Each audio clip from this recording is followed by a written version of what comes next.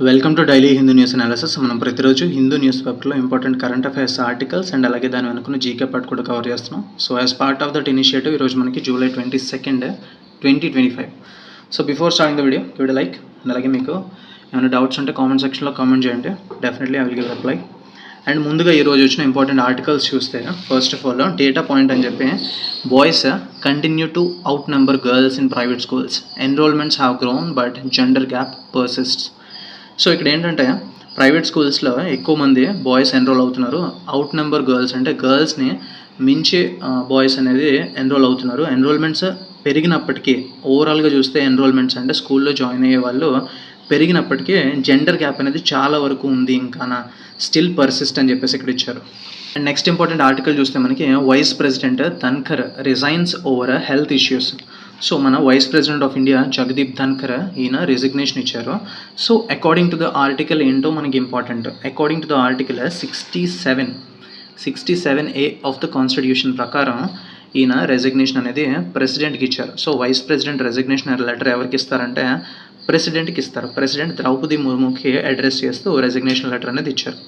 So ఇక్కడ article 67 ఏం చెప్తుందంటే according in the constitution article 67 vice president office 5 years పాటు ఉంటుంది టర్మ్ అని చెప్పేసి చెప్తా ఉంది.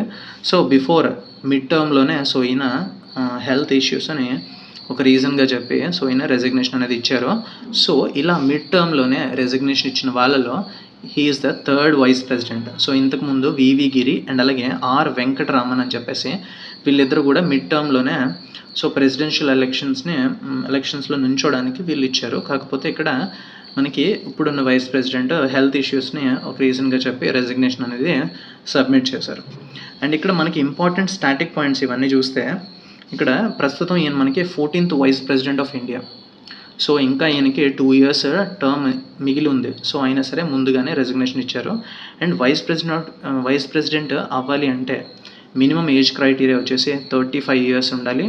And he should be eligible to become a member of Rajya Sabha member అవ్వడానికి ఒక అర్హుడై ఉండాలి. సో అప్పుడే వైస్ ప్రెసిడెంట్ అవ్వడానికి అర్హత అనేది ఉంటుంది. అండ్ ఆర్టికల్ 63 చూస్తే మనకి there shall be a vice president for India అని చెప్పేసి ఉంటుంది. వైస్ ప్రెసిడెంట్ ఆఫీస్ అనేది మనకి క్లియర్గా మెన్షన్ చేసి ఉన్నది కాన్స్టిట్యూషన్లో ఆర్టికల్ 63. అండ్ 64 చూస్తే vice president acting as Rajya Sabha chairman. So అది మనకి క్లియర్గా చెప్తుంది. సో వైస్ ప్రెసిడెంటే రాజ్యసభకి చైర్మన్ కింద యాక్ట్ చేయాలి అని చెప్పేసి ఆర్టికల్ 64లో చెప్తా ఉంది. సో ఇది ఇంపార్టెంట్. అండ్ అలాగే ఇక్కడ చూస్తే ది ఫస్ట్ సెషన్ మనకి మాన్సూన్ సెషన్ స్టార్ట్ అయింది కదా, ఫస్ట్ డే రోజునే సో ఈయన ఈ డిసిషన్ అనేది చెప్పారు. And stepping down to avoid by medical advice అని చెప్పారు.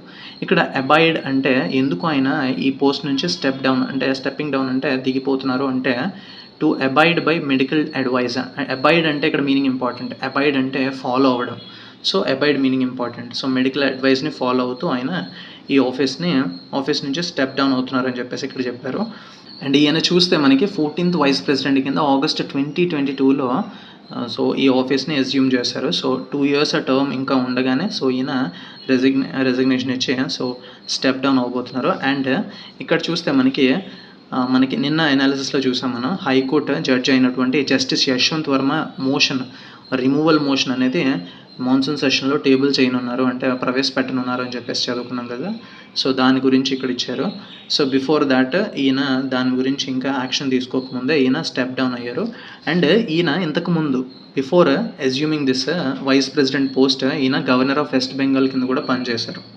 అండ్ ఈయన చూస్తే మనకి ఫార్మింగ్ బ్యాక్గ్రౌండ్ నుంచి వచ్చిన వ్యక్తి ఈయన. అండ్ అలాగే ప్రస్తుతం ఈయన ఇచ్చిన రెసిగ్నేషన్ అనేది ప్రెసిడెంట్ ఇంకా యాక్సెప్ట్ చేశారు లేదు అన్నది ఇంకా బయటకు రాలేదు న్యూస్ అనేది ఇక్కడ ఇచ్చారు. So president Murmu had not indicated whether she had accepted the resignation or not అని చెప్పి ఇక్కడ ఇచ్చారు. అండ్ నెక్స్ట్ ఆర్టికల్ చూస్తే మనకి India to host chess world cup venue to be decided. So next ఈ ఇయర్ వచ్చేసి మనకి అక్టోబర్ 30 నుంచి నవంబర్ 27 వరకు చెస్ వరల్డ్ కప్ అనేది ఇండియాలో జరగబోతుంది. గ్లోబల్ చెస్ బాడీ ఫైడ్ అనేది కన్ఫర్మ్ చేస్తుంది అని చెప్పి ఇక్కడ ఇచ్చారు. కాకపోతే వెన్యూస్ అనేవి ఇంకా ఫైనలైజ్ అవ్వాల్సి ఉంది అని చెప్పేసి ఇక్కడ ఇచ్చారు. అండ్ నెక్స్ట్ ఇంపార్టెంట్ ఆర్టికల్ చూస్తే మనకి V S Achuthanandan communist icon and former Kerala CM passes away. So ఈయన ఇంతకుముందు కేరళ సీఎం కింద పనిచేశారు. సో కమ్యూనిస్ట్ పార్టీకి చెందిన వ్యక్తి VS Achuthanandan. So deaths and ఆబ్యూటరీస్లో మనకి బ్యాంకింగ్ ఎగ్జామ్స్లో అడుగుతూ ఉంటారు ఎక్కువగా, చాలా ఇంపార్టెంట్. సో ఆ కేటగిరీలో సో ఈయన కేరళ సీఎం కింద పనిచేశారు. 2011 ఆ టైంలో పనిచేశారు. 2006 to 11 ఆ టైంలో పనిచేశారు. అండ్ 2 terms అపోజిషన్ లీడర్ కింద కూడా పనిచేశారు. So V S Achuthanandan. So he passed away recently. And ఇక్కడ చూస్తే he began his political odyssey అని చెప్పించారు కదా, odyssey at the age of 16. అంటే పొలిటికల్ ఒడిస్సీ అంటే ఇక్కడ ఒడిస్సీ మీనింగ్ ఇంపార్టెంట్. ఒడిస్సీ అంటే జర్నీ అని అర్థం. సో పొలిటికల్ జర్నీ 16 ఏజ్ ఉన్నప్పుడే స్టార్ట్ చేశారు అని చెప్పి ఇక్కడ ఇచ్చారు. So odyssey meaning important. And next important article చూస్తే మనకి zero fare ticket for women from August 15th. So ఏపీలో ఫ్రీ బస్ స్కీమ్, సూపర్ 6 స్కీమ్స్లో భాగంగా ఫ్రీ బస్ రైడ్ అనేది విమెన్స్కి ఇస్తామని చెప్పేసి ఒక ప్రామిస్ ఉన్నది. సో దాన్ని ఫుల్ఫిల్ చేసుకోవడానికి August 15th నుంచి స్టార్ట్ చేయబోతున్నారు. And regarding that zero fare టికెట్స్ని ఇష్యూ చేయబోతున్నారు అని చెప్పేసి ఇక్కడ ఇచ్చారు. నెక్స్ట్ ఆర్టికల్ చూస్తే మనకి electronics policy is $100 billion investments in AP. So ఏపీలో Andhra Pradesh government is launching this electronics components manufacturing policy 4.0 start చేయబోతుంది. So it is aiming at attracting investments electronic సెక్టర్లో 2025 నుంచి 2030 పీరియడ్ లోపు. సో $100 billion ఇన్వెస్ట్మెంట్ని అట్రాక్ట్ చేయడానికి so అది టార్గెట్ కింద పెట్టుకుంది. అండ్ దిస్ పాలసీ దేన్ని బేస్ చేసుకొని డిజైన్ చేశారు అంటే we should reduce India's dependence on imports మీద డిపెండ్ అవుతుంది. సో దాన్ని రిడ్యూస్ చేసి డొమెస్టిక్ ప్రొడక్షన్ని బూస్ట్ చేసి అండ్ అలాగే we should enhance our exports in line with the Make in India and self-reliance goals. So దీని మీద బేస్ చేసుకొని ఈ 4.0 అనేది పాలసీ అనేది డిజైన్ చేశారని చెప్తున్నారు. అండ్ కంఫర్టబుల్ లొకేషన్స్ వచ్చేసి మనకి శ్రీ సిటీ నియర్ తిరుపతి అండ్ అలాగే కర్నూలు దగ్గర ఉన్న ఓర్వకల్ అండ్ అలాగే కొప్పర్తి అండ్ హిందూపూర్ కాన్స్టిట్యుయెన్సీస్లో సో ఐడియల్గా ఈ యూనిట్స్ని సెటప్ చేయడానికి ఒక ఐడియల్ లొకేషన్స్ అని చెప్పేసి అండ్ అలాగే గవర్నమెంట్ కమిట్మెంట్ కూడా చూపిస్తుంది ఇక్కడ to encourage this young entrepreneurs so in this electronics sector. Next article చూస్తే మనకి ద్రాక్షారామం టెంపుల్ రీస్టోరేషన్ కంప్లీటెడ్ అని చెప్పించారు ఇక్కడ. సో ఇక్కడ ద్రాక్షారామం టెంపుల్ ఇది పంచారామాల్లో ఒక టెంపుల్ ఇది. సో ఇక్కడ మనకి శ్రీ భీమేశ్వర స్వామి టెంపుల్ అని చెప్పి ఉంటుంది ద్రాక్షారామంలో. సో దాని రెనోవేషన్ అనేది రీస్టోరేషన్ అనేది కంప్లీట్ అయింది అని చెప్పేసి ఆర్కియలాజికల్ సర్వే ఆఫ్ ఇండియా మనకి చెప్పింది ఇక్కడ. సో దీన్ని స్టాటిక్ పాయింట్లో చూస్తే మనకి Bhimeswara temple 9th century. So 9th centuryలో కట్టిన ఈ భీమేశ్వర స్వామి టెంపుల్ ద్రాక్షారామంలో ఈస్టర్న్ చాళుక్యస్ కట్టారు. సో అది ఇంపార్టెంట్ మనకి, ఈస్టర్న్ చాళుక్యస్ బిల్డ్ చేసిన టెంపుల్ ఇది. నెక్స్ట్ ఇక్కడ చూస్తే Koya tribals celebrate Gondi language day అని చెప్పించారు. So July 21 is celebrated as Gondi language day. Koya tribals celebrate చేసుకున్నారు Gondi language day July 21.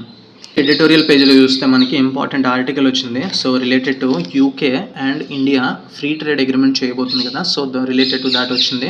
And ఈ ఫ్రీ ట్రేడ్ అగ్రిమెంట్లో హార్ట్, సో ఈ FTAs హార్ట్ వచ్చేసి మనకి the promise of global capacity centres అని చెప్పించారు. So first global capacity or capability centres అంటే ఏంటో చూద్దాం. So they are nothing but core business, ఏదైనా కంపెనీస్ యొక్క కోర్ బిజినెస్ ఫంక్షన్స్ని అన్నీ ఒకే దగ్గర మనం సెటప్ చేస్తే, ఆ సెంటర్లో సెటప్ చేస్తే దాన్నే మనం global capability centre or global capacity centre అని చెప్పేసి అంటాం.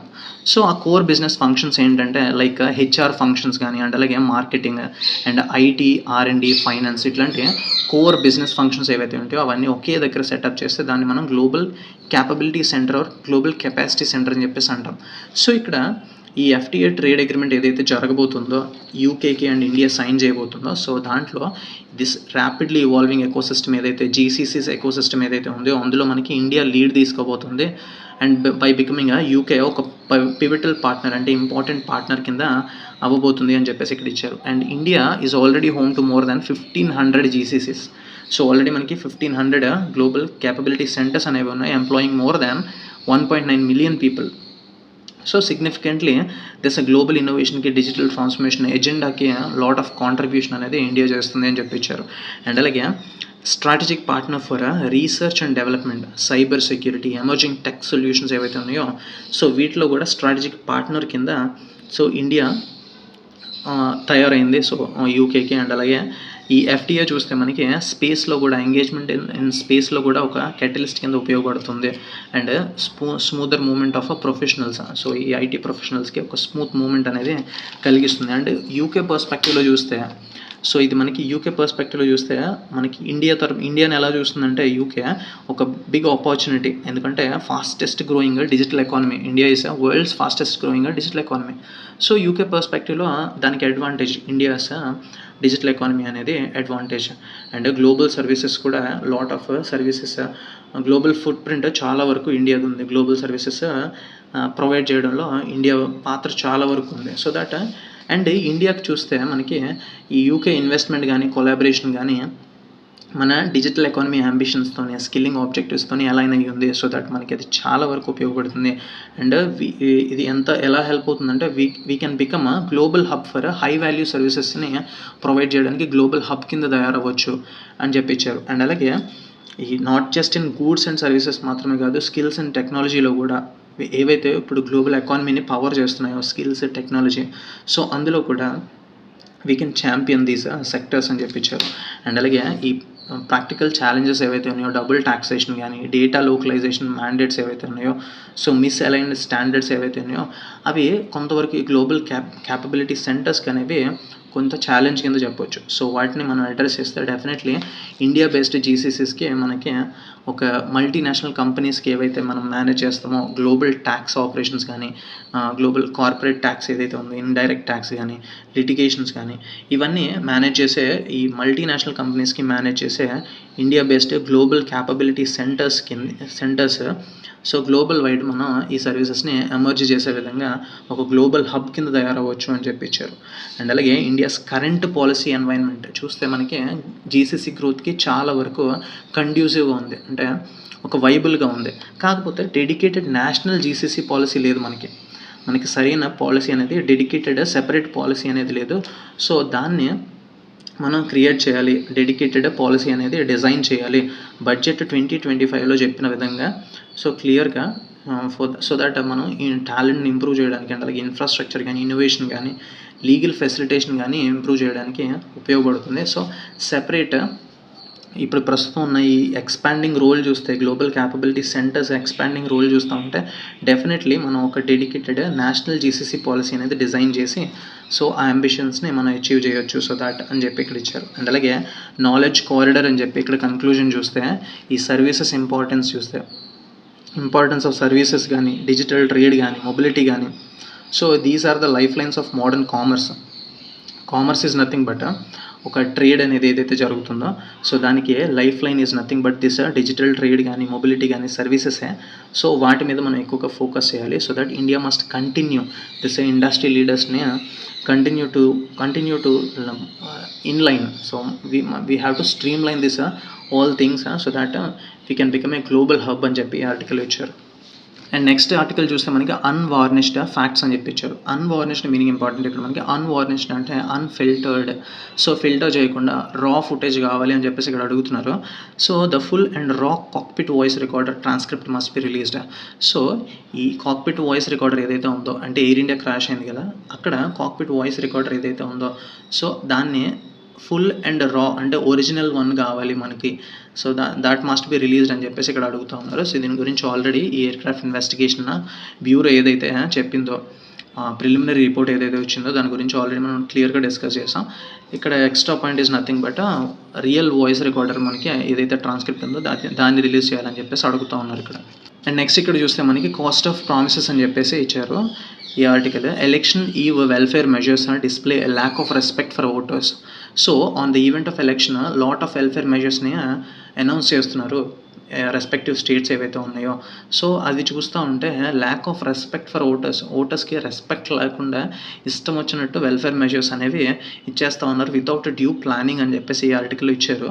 సో ఇందులో మనకి స్పెసిఫిక్గా చూస్తే మనకి బీహార్ మీద ఫోకస్ చేశారు, ఎందుకంటే బీహార్లో అసెంబ్లీ ఎలక్షన్స్ జరగనున్నాయి కదా. సో అందులో ఇక్కడ చూస్తే it is raining welfare in Bihar. So welfare schemes lot of introduce చేస్తున్నారు.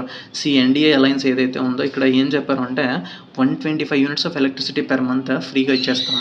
అండ్ అలాగే కుటీర్ జ్యోతి యోజన అని చెప్పేసి ప్రతి అంటే 58 lakh బిలో పవర్టీ లైన్ ఫ్యామిలీస్కి రూఫ్ టాప్ సోలార్ ఇన్స్టలేషన్ చేస్తాం, గవర్నమెంట్ ప్రొవైడ్ చేస్తుందని చెప్పారు. అండ్ అలాగే స్టేట్ గవర్నమెంట్ జాబ్స్లో 35% రిజర్వేషన్ విమెన్కి ఇస్తాము. అండ్ అలాగే పెన్షన్ ఏదైతే ఉందో అది 400 రూపీస్ నుంచి 1100 చేస్తాము. అండ్ అలాగే బీహార్ యూత్ కమిషన్ అని చెప్పేసి క్రియేట్ చేస్తాము అని క్లియర్గా లాట్ ఆఫ్ వెల్ఫేర్ మెజర్స్ అనేవి అనౌన్స్ చేశారు ఈ అసెంబ్లీ ఎలక్షన్స్ వల్ల. ఏ న్యూ ఇంటర్న్షిప్ స్కీమ్ కూడా డిజైన్ చేస్తాము. అది 18 to 28 ఇయర్ ఉన్న యూత్ పీపుల్కి 4000 నుంచి 6000 రూపీస్ ఆఫర్ చేస్తాం మేము టు అండర్టేక్ ఇంటర్న్షిప్ చేసుకోవడానికి.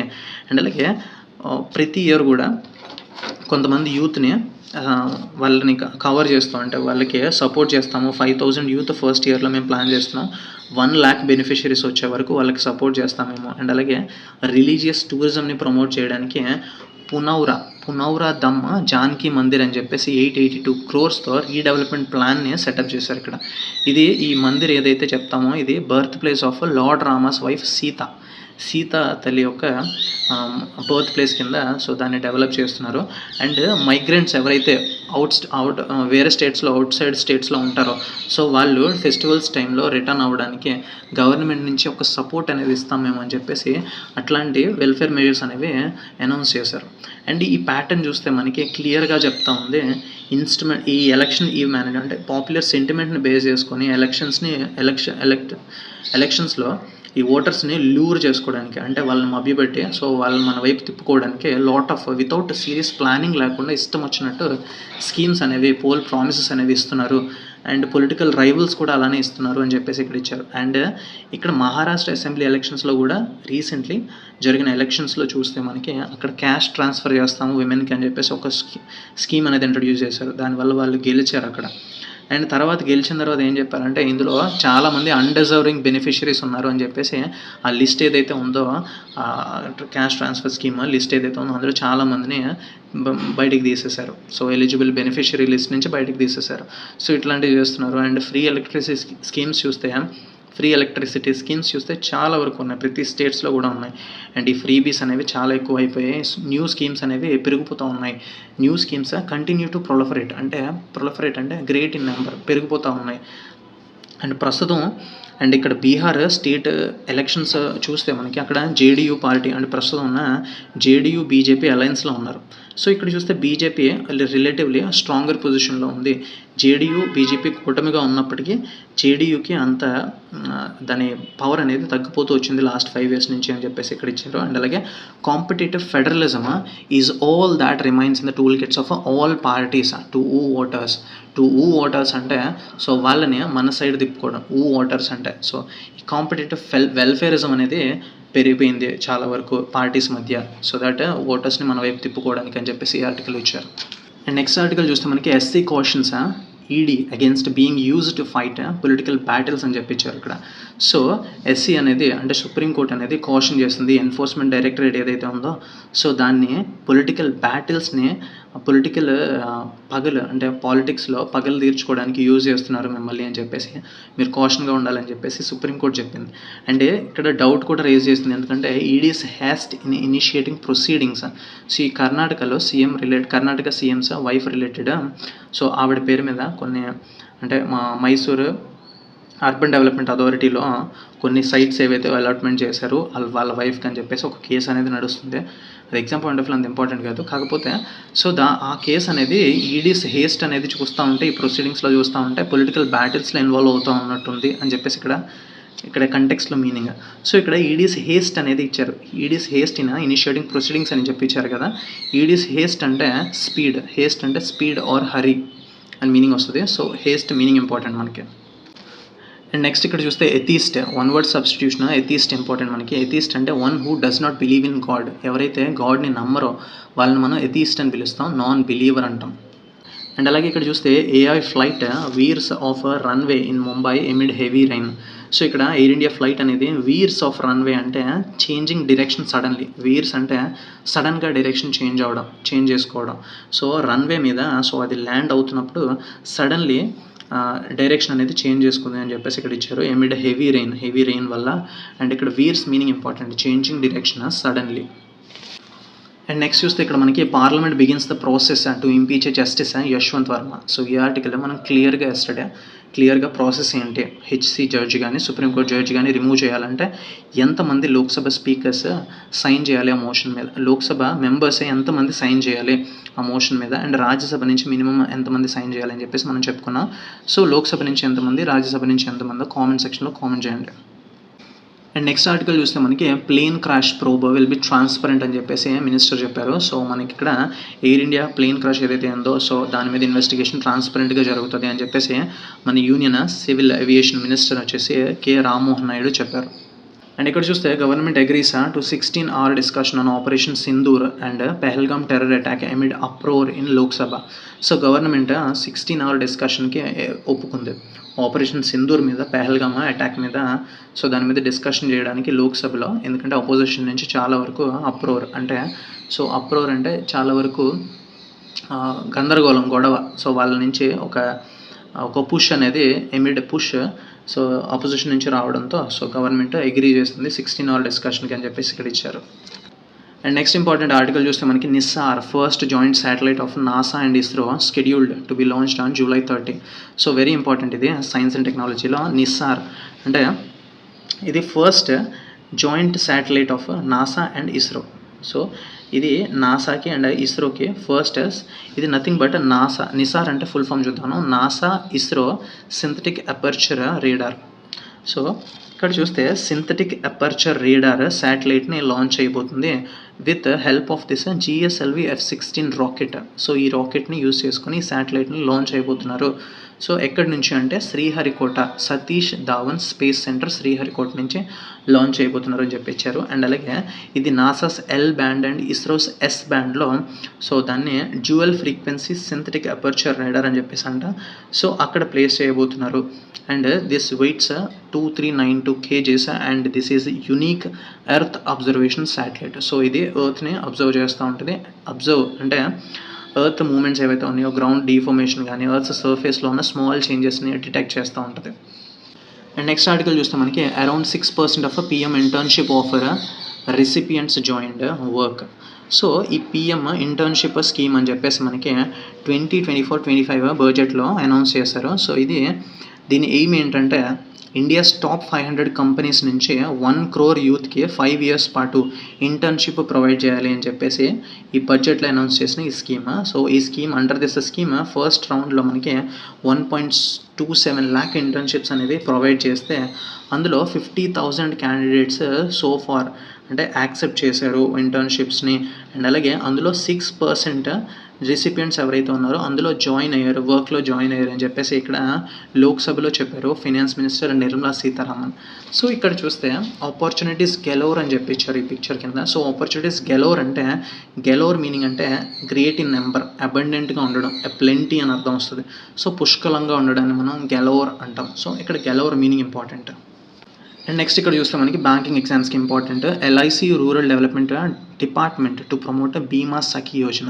సో LIC ఒక MOU చేసుకుంది డిపార్ట్మెంట్ ఆఫ్ రూరల్ డెవలప్మెంట్తో. సో టు ప్రమోట్ ఇట్స్ అంటే LIC స్కీమ్ బీమా సఖీ యోజన ఇది రూరల్ ఏరియాస్లో ప్రమోట్ చేయడం కోసం ఒక MOUని చేసుకుంది డిపార్ట్మెంట్ ఆఫ్ రూరల్ డెవలప్మెంట్తో. అండ్ నెక్స్ట్ చూస్తే ఇక్కడ మనకి Divya outwits Harika to enter the semifinals అని చెప్పించారు. సో ఇక్కడ women's world cup women's world cup chess జరుగుతూ ఉంది 2025. సో జార్జియాలో జరుగుతూ ఉంది. సో అందులో India's Divya Deshmukh defeated compatriot. ఇక్కడ కంపాట్రియాట్ మీనింగ్ ఇంపార్టెంట్. కంపాట్రియాట్ అంటే ఫెలో సిటిజన్ లేదంటే fellow countrymen, fellow national. So ఇక్కడ చూస్తే హారికని డిఫీట్ చేసింది దివ్య దేశ్ముఖ్. సో ఈవిడ కూడా మన ఇండియన్ నేషనల్ కాబట్టి ఇక్కడ డిఫీటెడ్ కంపాట్రియాట్ అని చెప్పేసి ఇక్కడ కంటెక్స్లో ఇచ్చారు. So compatriot meaning important. So ఓవరాల్గా ఈరోజు exam point of view important articles అన్ని కవర్ చేస్తాం. అండ్ అలాగే వీడియోలో ఇక్కడ దాకా మీరు వచ్చినట్లయితే డన్ అని చెప్పి కమెంట్ చేయండి. So that it acts as a motivation for yourself that you are consistent and I am also consistent. So let's grow together. That's it. Thank you for watching.